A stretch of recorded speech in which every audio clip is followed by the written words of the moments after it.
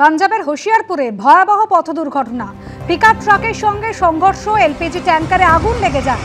আগুনে ঝলসে মৃত্যু হয়েছে একজনের। বেশ কয়েকজনকে অগ্নিদগ্ধ অবস্থায় হাসপাতালে ভর্তি করা হয়। গতকাল রাতে হোশিয়ারপুরের মান্ডিয়াল গ্রামে দুর্ঘটনা।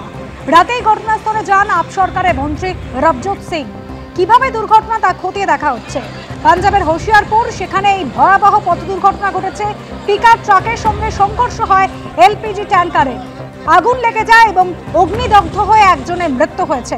বেশ কয়েকজনকে অগ্নিদগ্ধ অবস্থায় হাসপাতালে ভর্তি করা হয়। হোশিয়ারপুরে মান্ডিয়াল গ্রামে দুর্ঘটনাটি ঘটেছে।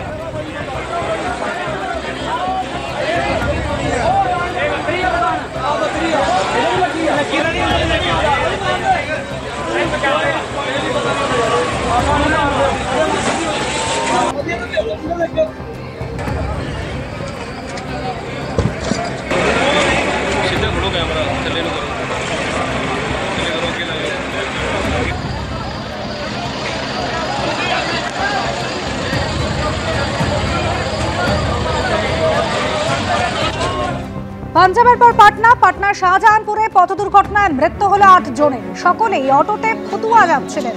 হিলসা দনিয়াওয়ান রাজ্য সড়কে অটোতে ধাক্কা মারে দ্রুত গতিতে ছুটে আসা একটি ট্রাক, আর ট্রাকের প্রচন্ড ধাক্কায় অটোটি ভেঙে চুরমার হয়ে যায়। ঘটনাস্থলে মৃত্যু হয়েছে 8 জনের।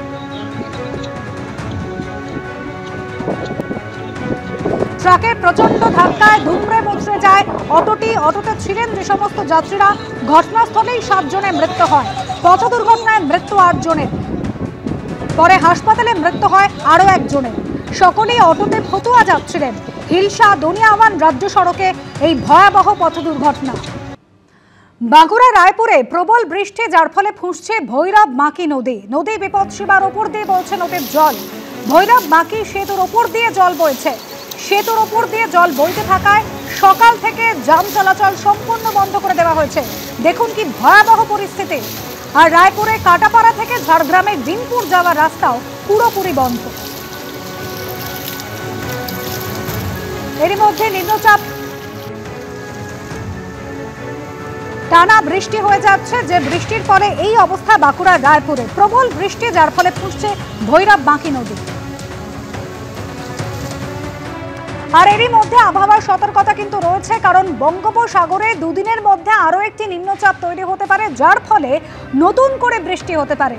ঘূর্ণাবর্ত তৈরি হয়েছে উত্তর পশ্চিম বঙ্গোপসাগরে। গাঙ্গেয় পশ্চিমবঙ্গ এবং বাংলাদেশের উপরে ঘূর্ণাবর্ত তৈরি হয়েছে, যা আগামী সোমবারের মধ্যে নিম্নচাপে পরিণত হবে এবং তার জেরে শহর কলকাতার আশপাশ 24 পরগনা, দক্ষিণবঙ্গের একাধিক জেলাতে ভারী থেকে অতি ভারী বৃষ্টির সম্ভাবনা রয়েছে। শুধুমাত্র তাই নয়, এর জেরে উত্তরবঙ্গেরও একাধিক জেলাতে বৃষ্টিপাতের সম্ভাবনা রয়েছে। আলিপুর আবহাওয়া দপ্তর সূত্রে খবর যে এই আবহাওয়ার জেরে বিগত কয়েকদিনে যে টেম্পারেচার ছিল বা তাপমাত্রা ছিল, তার থেকে আজকের তাপমাত্রা কিন্তু স্বাভাবিকের থেকে অনেকটাই কম এবং আগামী কয়েকদিন গভীর সমুদ্রে কিন্তু মৎস্যজীবীদের যেতে বারণ করা হয়েছে। ক্যামেরায় অতনু কুণ্ডুর সঙ্গে সুকান্ত মুখোপাধ্যায়, এবিপি আনন্দ, কলকাতা।